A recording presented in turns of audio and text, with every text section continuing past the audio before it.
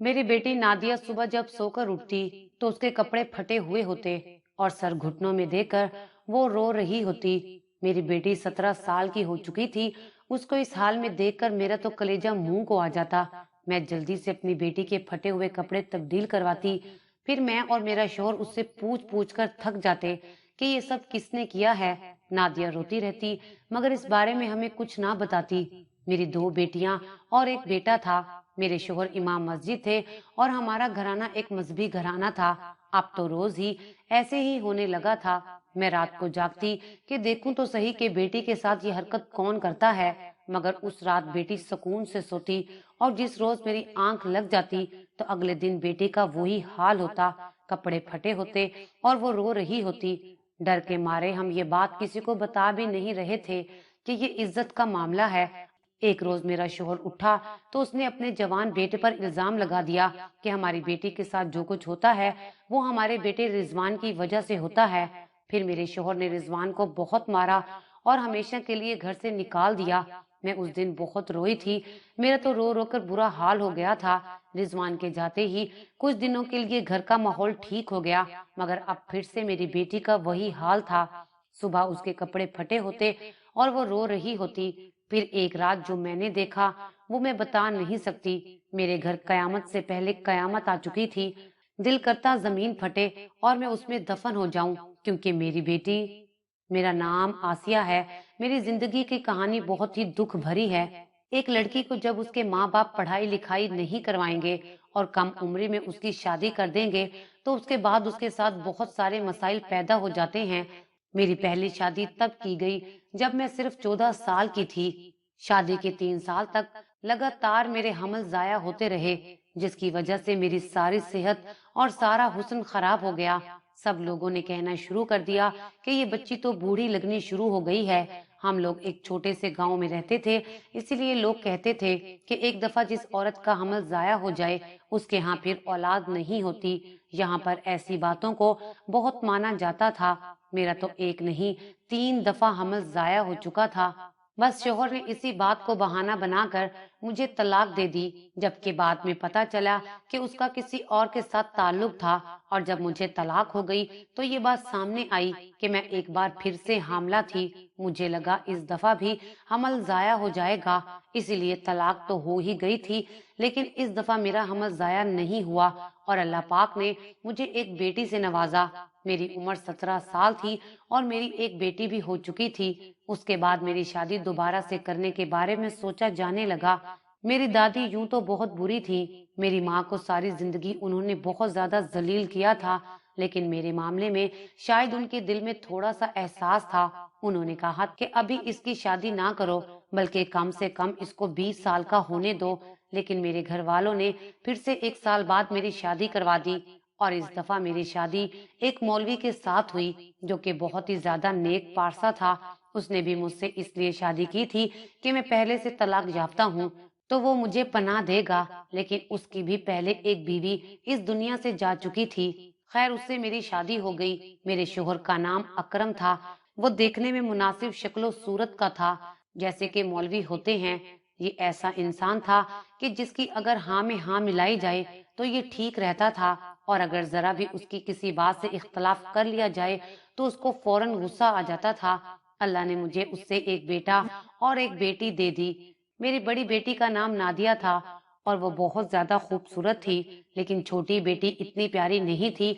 लेकिन मेरे लिए तो वो भी मेरी प्यारी सी बेटी थी। और एक बेटा भी दिया जो छोटी बेटी से थोड़ा बड़ा था। उसके बाद मेरे यहाँ कोई औलाद नहीं हुई, जबकि मेरे शोहर को मजीद औलाद की बहुत ख्वाहिश थी। लेकिन ये कुदरत की तरफ से हो रहा था कि मेरे यहाँ औलाद नहीं हो रही थी। शादी के 15 साल तक वो मुझे यही कहता रहा कि औलाद के लिए मैं दूसरी शादी कर लूंगा। लेकिन उसे कोई लड़की नहीं मिली क्योंकि ये उसकी दूसरी नहीं तीसरी शादी थी और अब उसको कोई भी अपनी बेटी देने को तैयार नहीं था। वक्त इसी तरह गुजर गया। आज मेरा बेटा 16 साल का था, छोटी बेटी 15 साल की और बड़ी बेटी 17 साल की थी। अचानक से मेरे बेटे ने कम उम्री में ही अपनी एक कजन से शादी करने का शोर मचा दिया और हमने कहा कि अभी ऐसा नहीं हो सकता। शादी करने की तुम्हारी उम्र नहीं है, न तुम कोई काम करते हो और मैट्रिक में भी एक दफा फेल हो चुके हो, ऊपर से तुमने शादी करनी है। हमने उसे मना कर दिया। उसने घर में बहुत शोर डाला। वो कहता था शादी ना करो, बस मंगनी करा दो। मैं पढ़ाई भी करूंगा, नौकरी भी करूंगा, सब कुछ करूंगा। मेरी बात मान लो, नहीं तो मैं उस लड़की के बगैर मर जाऊंगा और खुद को बर्बाद कर लूंगा। फिर मैं आप लोगों के भी किसी काम का नहीं रहूंगा। मेरे शौहर ने कहा, बेशरम इंसान, अपने मुंह से बीवी मांग रहा है, चुप करके अपनी पढ़ाई पर तवज्जो दे, उसके बाद मैं तुझे हाफिज बनाऊंगा। मेरे बेटे रिजवान ने इस बात पर खामोशी अख्तियार कर ली। लेकिन उसके बाद हमारे घर में एक नया तमाशा शुरू हो गया। हमारे घर में चीजें गायब होना शुरू हो गई थी। ये तब हुआ था जब एक रात के लिए मैं और मेरा शोहर दूसरे गांव में मेरे शोहर के किसी कजन की शादी में गए थे। मैं जाना नहीं चाहती थी, लेकिन मेरे शोहर का हुक्म था। हमने वहां 2 रातों के लिए रहना था। मेरी बेटी नादिया काफी समझदार थी। वो पीछे से घर संभाल सकती थी, लेकिन फिर भी मेरे जाने का दिल नहीं करता था। खैर, मैंने भी हामी भर ली। जब हम लोग शादी में गए तो पता चला कि मेरा शोहर रात को वापस घर आ गया था। मैंने बाद में उससे पूछा कि तुम तो शादी में आने के लिए बेताब थे, फिर मुझे छोड़कर वापस क्यों आ गए? तो कहने लगा, एक बहुत जरूरी काम याद आ गया था। किसी बंदे से पैसे लेने थे। अगर मैं नहीं आता तो वो पैसे नहीं देता, इसलिए मुझे आना पड़ा। खैर, उसने दूसरी रात शादी वाले घर में गुजारी। उसके बाद हम वापस आ गए। लेकिन जब वापस आए तो घर का माहौल कुछ अजीब सा लग रहा था। मेरी छोटी बेटी ने बताया कि घर में एक छोटा सा रेडियो था, वो नहीं मिल रहा। मैंने कहा कि यहीं कहीं होगा, लेकिन पूरा घर छान मारा, हमें रेडियो कहीं नहीं मिला। खैर, मैंने कहा कि खुद ही कहीं रख के भूल गई है, बाद में मिल जाएगा।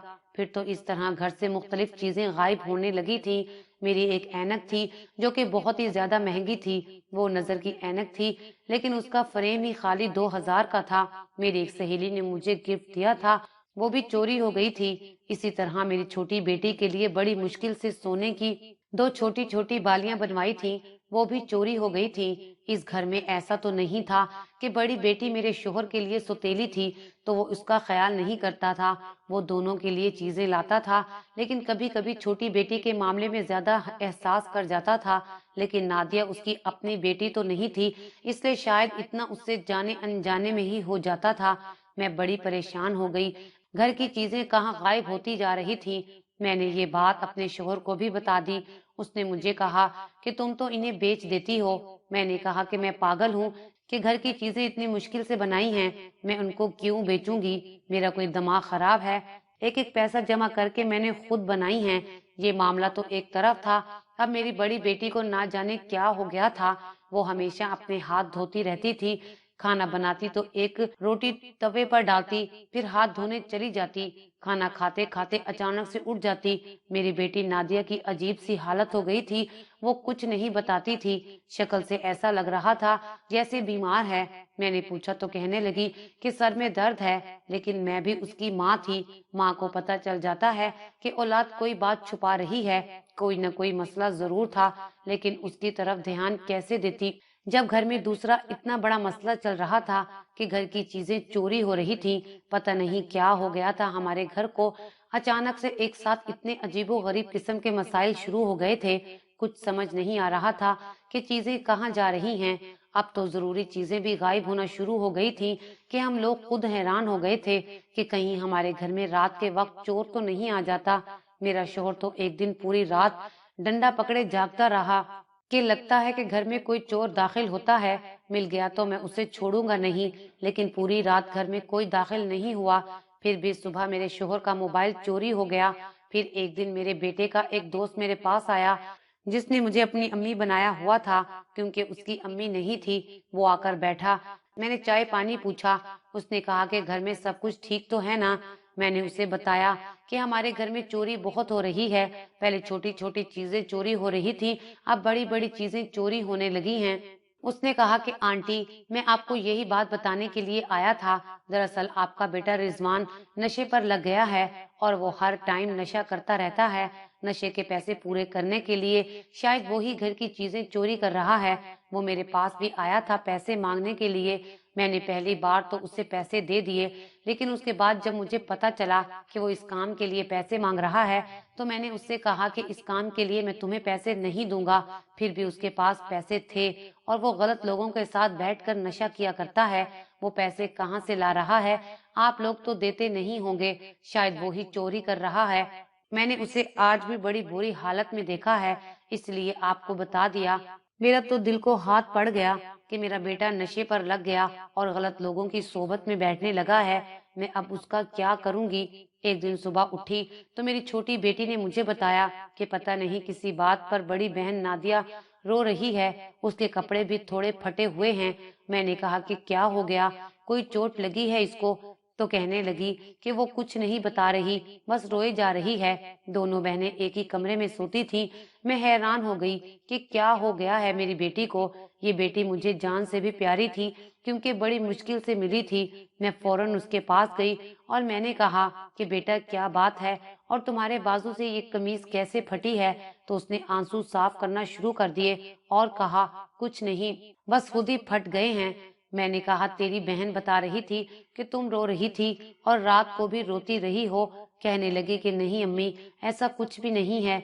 मैंने कहा कि नहीं, कोई बात है तो मुझे बताओ, मैं तुम्हारी माँ हूँ। मुझे नहीं बताओगी तो फिर किसे बताओगी? कहने लगी कि अम्मी, वो घर में मसला बना हुआ है ना, इसलिए मैं परेशान हो गई थी। मैंने कहा कि अगर मसला बना है तो इसके लिए परेशान होने की जरूरत नहीं है। मुझे पता चल गया है कि किस वजह से ये सब कुछ हो रहा है। बात करूंगी तुम्हारे बाप से, तुम फिक्र मत करो। छोटी छोटी बातों पे थोड़ी कोई रोया करता है, अपना आप हलकान मत करो। लेकिन मेरी बेटी पता नहीं शायद झूठ बोल रही थी। वो इस बात पर क्यों रोएगी? कोई न कोई गड़बड़ जरूर थी। अब वो बार बार हाथ भी धोती थी और बहुत परेशान रहती थी। मैंने अपने शौहर को ये बात बताई और कहा कि घर में इस तरह के मामला चल रहे हैं। बेटा नशे पर लग गया है और बेटी की कोई समझ नहीं आ रही। आज तो उसकी कमीज भी फटी हुई थी और वो सिसक सिसक के रोती रहती है। समझ नहीं आती कि क्या बात है। उसने दिल में कोई बात रख ली है। इतना भी उसको किस बात का दुख लग गया है कि वो इस कदर रो रही है। मैं बहुत परेशान होती, कभी कभी सोचती हूँ कहीं इसके साथ कोई गलत तो नहीं हो रहा, कहीं इसके साथ कोई जुल्म तो नहीं हो गया। जो चोर हमारे घर में आता है वो हमसे कुछ और तो नहीं चुरा कर ले गया। मैं बहुत ज्यादा परेशान हूँ। मेरे शौहर ने बड़े गौर से मेरी बात सुनी और 2 मिनट के लिए कहीं खो सा गया। उसने कहा कि तुम सारी जिंदगी अनपढ़ ही रहोगी, तुम्हें बात समझ नहीं आ रही, जबकि मुझे अच्छी तरह बात समझ आ गई है। मुझे जिस बात का डर था वो ही हो गया है। मैंने घबराते हुए कहा कि क्या हुआ है, बताएं तो सही। तो कहने लगे, अभी ये सब बताता हूँ, पहले एक जरूरी काम तो कर आऊं। मेरा शोहर उठा और कमरे से चला गया। अपने बेटे रिजवान को उसने गिरेबान से पकड़ा और कहा कि निकल जाओ इस घर से। मेरी छोटी बेटी भी वहां आ गई और बड़ी बेटी नादिया भी दूर से ये सब कुछ देख रही थी। मैंने कहा कि क्या हो गया, क्यों बेटे को घर से निकाल रहे हैं?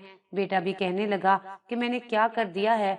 तो मेरे शौहर ने कहा कि तू नशा करता है और नशा करने के बाद इंसान सब कुछ भूल जाता है। इस घर में तेरी जवान बहनें हैं, जिसमें से एक सौतेली बहन है, और तू नशा करके इस घर में आएगा तो फिर इस घर में क्या होगा? इसी ने कुछ किया है तुम्हारी बेटी के साथ, तुम्हें नजर नहीं आ रहा? इस लड़की की आंखों में देखो। मैं हैरानों परेशान रह गई और मैंने जब अपनी बेटी की तरफ देखा तो उसने सर झुका लिया और रोना शुरू कर दिया। इसीलिए वो रो रही थी। मैं तो बुरी तरह से परेशान हो गई। ऐसा लगता था कि आज मेरी जिंदगी का मकसद खत्म हो गया हो। मेरी अपनी औलाद ने मेरी बेटी के साथ ये सब कुछ क्या कर डाला। मेरे शोहर भी अपने सर पीटने लगा। उसने कहा कि दिल करता है अपनी जान ले लूं, मेरा एक ही बेटा है और वो भी इस तरह का निकला। बेशरम इंसान, तूने जो किया है इसके लिए खुदा तुझे कभी माफ नहीं करेगा। निकल जा इस घर से। मेरी आंखों से आंसू जारी हो गए। मैंने कहा कि क्या करूं, मैं कहाँ जाऊं? मेरी तो सारी जिंदगी की रियाजत ही खत्म हो गई। घर में अच्छा भला तमाशा बन गया। मेरा बेटा बार बार कह रहा था मैंने ऐसा कुछ नहीं किया, और अपनी बहन को कहता कि तुम क्यों रो रही हो, तुम्हें तो सब कुछ पता है, फिर क्यों रो रही हो? लेकिन मेरी बेटी कुछ नहीं बता रही थी। रोती हुई कमरे में चली गई। उसने अपने आप को कमरे में बंद कर दिया। मेरे शोहर ने बेटे को गिरेबान से पकड़ा और उसे घर से बाहर निकाल दिया। मैं हैरान रह गई। बेटी को संभालते संभालते बेटे को शोहर घर से निकाल चुका था और दरवाजा बंद कर दिया। میں نے کہا گھر سے تو نہ نکالیں اسکو، کہاں جائے گا وہ؟ تو میرے شوہر نے کہا کہ ابھی بھی تم اس کی طرفداری کر رہی ہو، تم بھی ان عورتوں میں سے ہو جن کو بیٹیوں سے زیادہ بیٹے پیارے ہوتے ہیں۔ میں نے کہا کہ نہیں، ایسی بات نہیں ہے، لیکن میں کہاں جاؤں، میں تو دونوں طرف سے ہی لوٹی گئی ہوں۔ پھر میرے شوہر نے مجھے تسلی دی، مجھے کمرے میں لے گئے اور کہا جو ہوا اس سب کو بھول جاؤ، سب کچھ ٹھیک ہو جائے گا، نالائق کچھ عرصے تک باہر رہے گا، اس کے بعد میں دیکھ لوں گا کہ میں نے اس کا کیا کرنا ہے۔ تم اپنی بیٹی کی فکر کرو اور اس سے پوچھو کہ وہ ٹھیک ہے یا نہیں۔ میں نے کہا کہ آپ کتنے اچھے انسان ہیں، آپ نے آج میری بیٹی کے لیے اپنے بیٹے کو گھر سے نکال دیا۔ میرے شوہر نے کہا کہ میں اللہ والا بندہ ہوں اور میں ہمیشہ حق کا ساتھ دوں گا، یہ نہیں دیکھوں گا کہ میری اپنی اولاد ہے یہ میری سوتیلی اولاد ہے، جو غلطی پر ہوگا اسے سزا ملے گی۔ میرے بیٹے نے غلطی کی تھی اس لیے میں نے اسے سزا دے دی۔ آج میرے شوہر کے لیے میرے دل میں عزت اور زیادہ بڑھ گئی تھی۔ میں سمجھتی تھی کہ وہ صرف نام کا ہی مولوی بنتا ہے، باقی اس کی کوئی حرکت مولویوں والی نہیں ہے، لیکن آج مجھے لگا کہ اس نے بالکل ٹھیک فیصلہ کیا ہے۔ میری بیٹی میرے گلے لگ کر رو رہی تھی لیکن بتاتی کچھ نہیں تھی، ابھی بھی اس کی آنکھوں میں خوف تھا۔ میں نے شوہر سے کہا کہ میرا بیٹا کہاں ہے؟ تو میرا شوہر حیران تھا کہ تمہیں ابھی بھی اس کی فکر ہے۔ میں نے کہا کہ اس کو گلی میں تو نہیں پھینک سکتے، پہلے ہی وہ نشہ کرتا ہے، اگر اسے باہر چھوڑ دیا تو اس کا کیا حال ہوگا، وہ تو فقیر بن جائے گا۔ میرے شوہر نے کہا کہ وہ اپنے دوست کے گھر میں رہنے کے لیے چلا گیا ہے، تم صرف اپنی بیٹی کا خیال کرو اور جلدی اس کے لیے کوئی رشتہ بھی ڈھونڈو۔ میں نے کہا کہ ہاں، اب اس کی شادی ہو جائے تو بہتر ہے، لیکن ایک بات بڑی عجیب تھی، میری بیٹی کی حالت ٹھیک ہونے کی بجائے اور بھی زیادہ خراب ہو گئی تھی اور وہ بہت زیادہ پریشان رہتی تھی۔ پہلے تو چپکے سے روتی تھی، اب تو سرے عام اس کی آنکھوں سے آنسو نکلتے رہتے تھے۔ جب میں اس سے پوچھتی کہ کیا بات ہے، کچھ بتاؤ تو صحیح، تو وہ بتاتی بھی نہیں تھی۔ میں نے اس سے پوچھا کہ کیا میرے بیٹے نے تمہارے ساتھ یہ سب کچھ کیا تھا؟ تو تب اس نے جواب نہیں دیا، وہ بس روتی رہتی۔ میرے گھر کو کس کی نظر لگ گئی تھی؟ میں نے تو اپنی ساری زندگی ان کے نام کر دی تھی، ان کی اچھی تربیت کرنے کے لیے سب کچھ کیا، لیکن پھر بھی یہ سب کچھ کیا ہو گیا؟ مجھے آج بیٹے کی یاد آ رہی تھی، میں اس سے ملنے کے لیے گئی، پتہ نہیں کیوں میرا دل کہتا تھا جیسے اس نے کچھ نہیں کیا ہے۔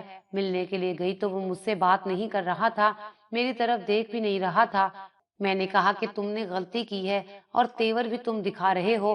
کہنے لگا کہ میں نے کوئی غلطی نہیں کی ہے، مجھے تو لگتا ہے کہ آپ میرے ماں باپ ہی نہیں ہیں، پہلے میری محبت کا ساتھ نہیں دیا اور اب مجھے گھر سے بھی نکال دیا۔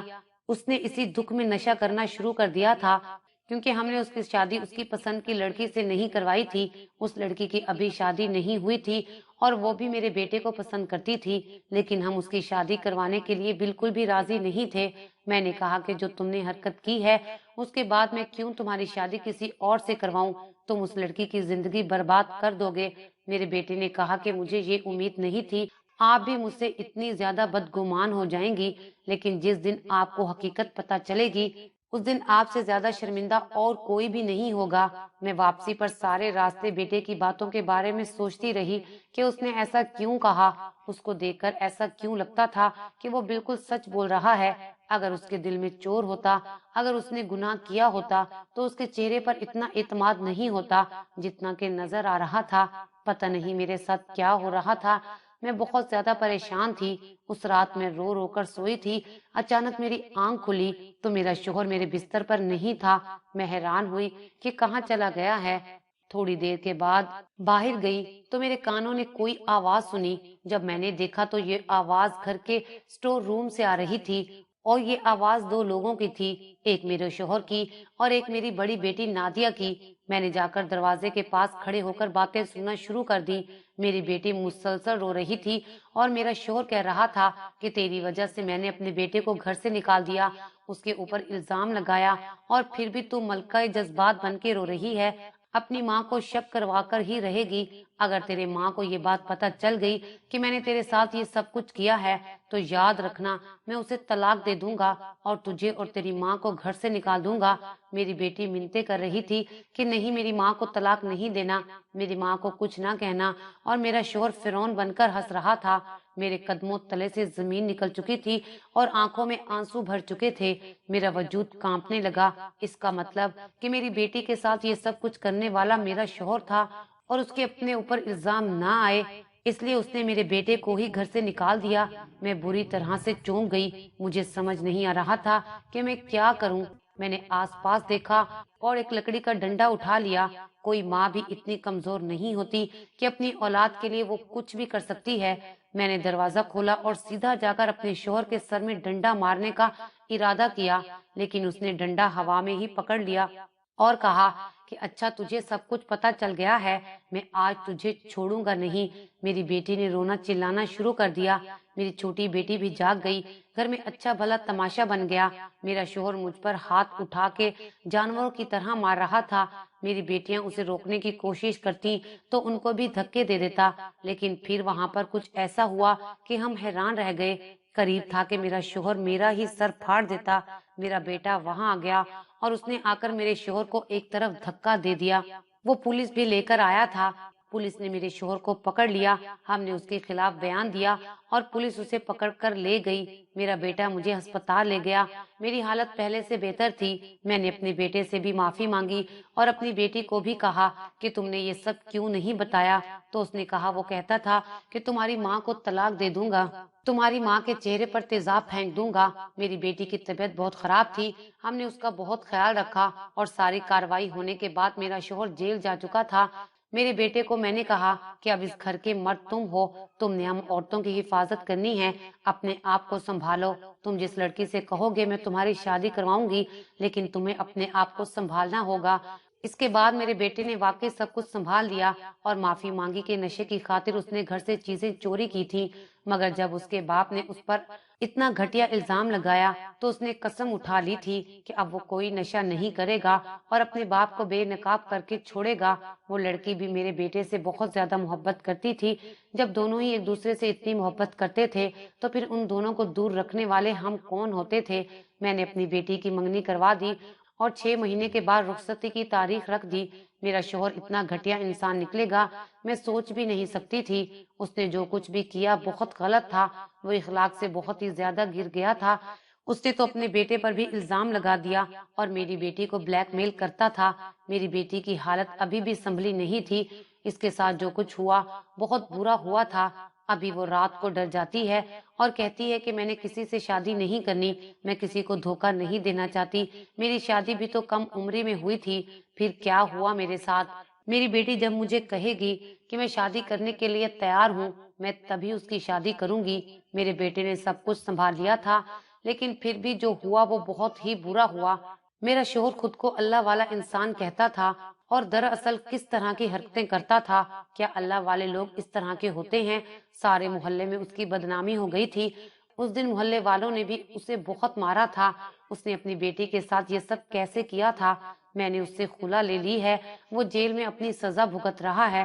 آخر میں یہی کہوں گی کہ انسان کب جانور بن جائے یہ پتہ نہیں چلتا۔ بس ہر کسی پر نظر رکھنی پڑتی ہے، کوئی کسی پر بھی بھروسہ نہیں کر سکتا۔